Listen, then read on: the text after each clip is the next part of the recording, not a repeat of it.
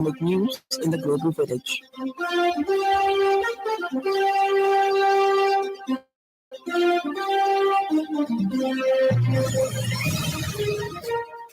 Good evening. This is the 5FM Radio Main News. The headlines.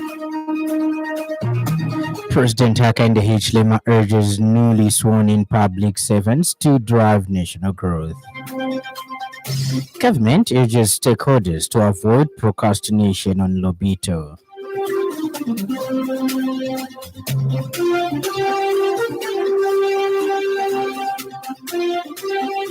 And girl 14 shot dead as South Africa's taxi wars hit school.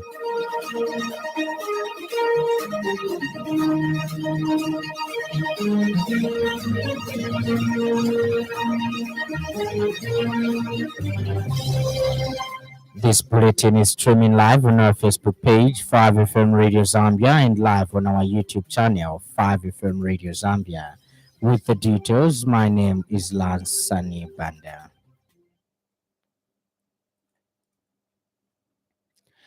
President Hakainde Hichilema has urged three newly sworn-in public servants to contribute positively to the country's growth through the effective delivery of their duties. Speaking during the swearing-in ceremony at State House this morning, President Hichilema said public servants have a responsibility to help attract more investments, promote public-private partnerships, and ensure prudent management of public resources. The president emphasized that efficient service delivery in the public sector is key to supporting national development and improving the welfare of citizens. He further called on the new officials to uphold professionalism, integrity, and accountability as they execute their mandates. But it's from the economy growing, saving money, madam. Instead of people personalizing personal resources, public resources into personal resources, that's your job. Because that money can go into supporting free education. With her projects under the area she is, more revenues now. Savings from you, from the envelope we have, more revenues, top line from her and from him through investments that are coming in. Then we can say free education is sustainable. School feeding program is sustainable. More teachers sustainable. Desks sustainable. Transport and Logistics Minister Frank Tayali says the European Union EU should take advantage of Zambia's unique peace record and consistent policies to accelerate works on the Lobito Corridor project.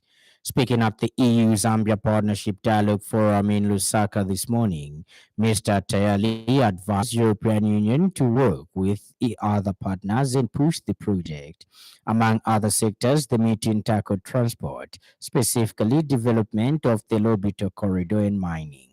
Mr. Tayali urged all stakeholders involved in the development of the project not to procrastinate. He further cautioned against concentrating on feasibility studies at the expense of actual work. We must also holistically, in order to realize this corridor as perhaps Africa's first smart corridor, that ICT, promotion of innovation, as well as smart logistics solutions ought to be in place. In obviously commerce and trade, we're talking deeper regional integration, which again speaks to the Vision 2063. But we're also quick to remind the EU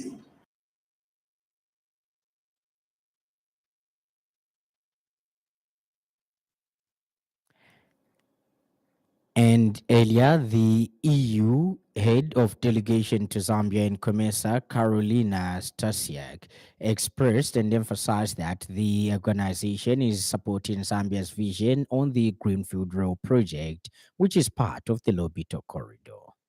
We are actually, as a group, planning to travel in April to the Northwestern Province, also to engage with local authorities and with potential companies, investors, to reconfirm that we will support the LCTTFA, which is we will support with some capacity building and financing. So that it can move from a coordination body to really an autonomous corridor authority. In that meeting, one of the operational conclusions was the advancement towards a Lobito Corridor Development Master Plan. The Energy Regulation Board (DRB) has clarified that there has been no increase in electricity tariffs since October 2025.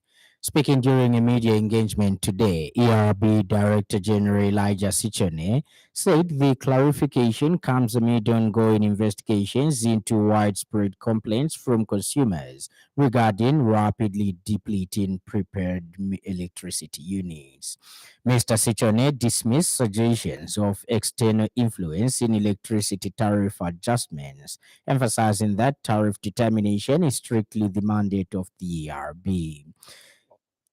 He reiterated that following the approval of ZESCO's application at the end of October 2025, which took effective on November 1st, 2025, there has been no further increase in electricity tariffs.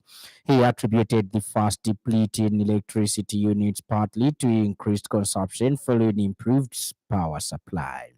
The Director General further indicated that the regulator already commenced investigations into the matter and expressed confidence that the process will be concluded within the stipulated time frame.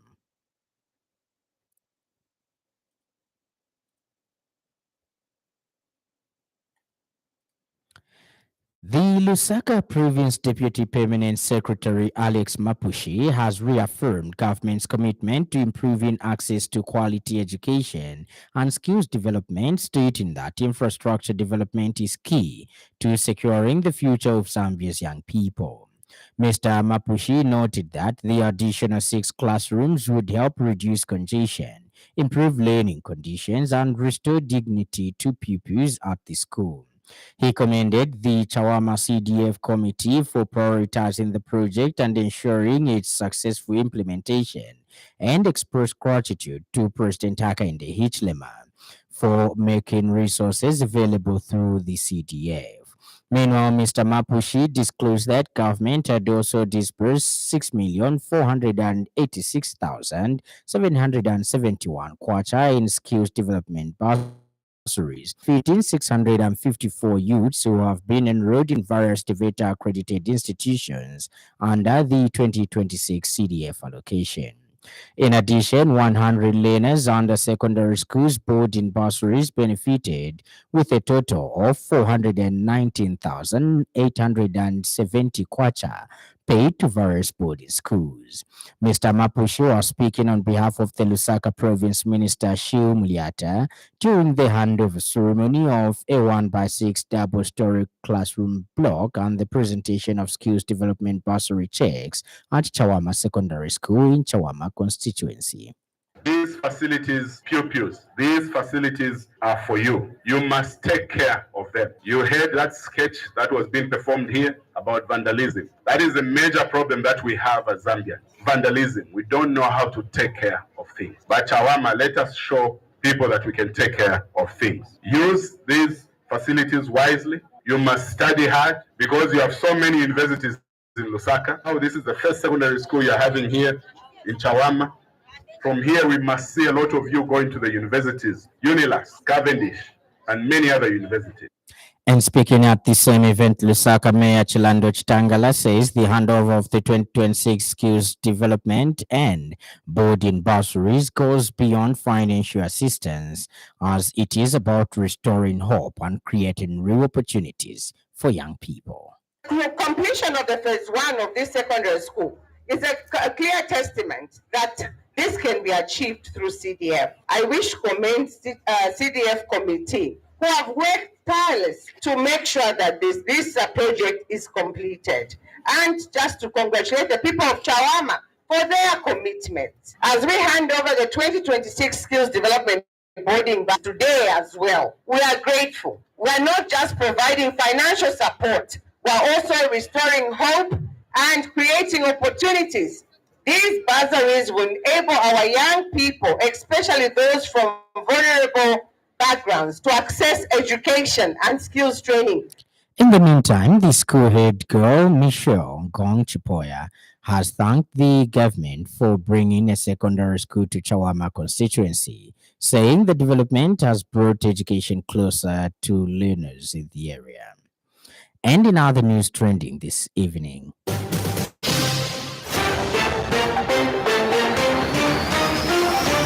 the leader of the Party for National Unity and Progress, Ivy Hamadudu, says positive developments in the mining sector have created a significant ripple effect across other sectors of the economy.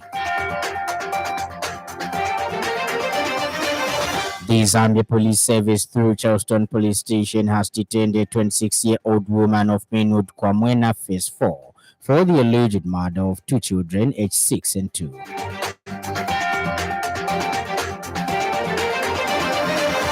Up next, the business news. 5FM Radio Business News. We mean business. Keep you current in commerce, trade, and industry, local and global. It's our business to keep you informed about business. The Ministry of Health has reaffirmed its commitment to strengthening HIV prevention and family planning services across the country. Speaking during a product launch attended by health stakeholders and partners, Ministry of Health Principal Pharmacist for Reproductive Health, Kalizia Sinyangwe, thanked DKT and